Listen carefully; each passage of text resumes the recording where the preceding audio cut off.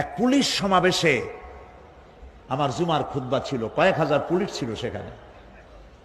আমি আলোচনার মধ্যে এই আলোচনাটা সেখানে আসলো।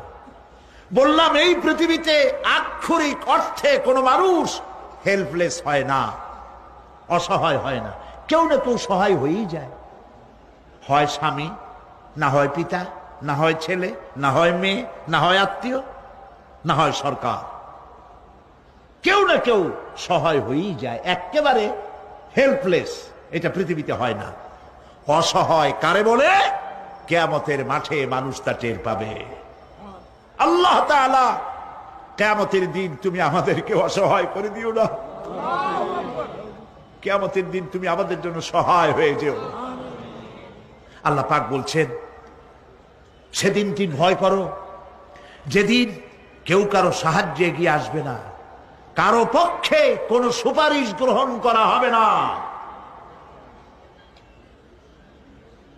কারো কাছ থেকে কোনো বিনিময় গ্রহণ করা হবে না, কাউকে কোনো সাহায্যও করা হবে না। ইন্না লিল্লাহি ওয়া ইন্না ইলাইহি রাজিউন।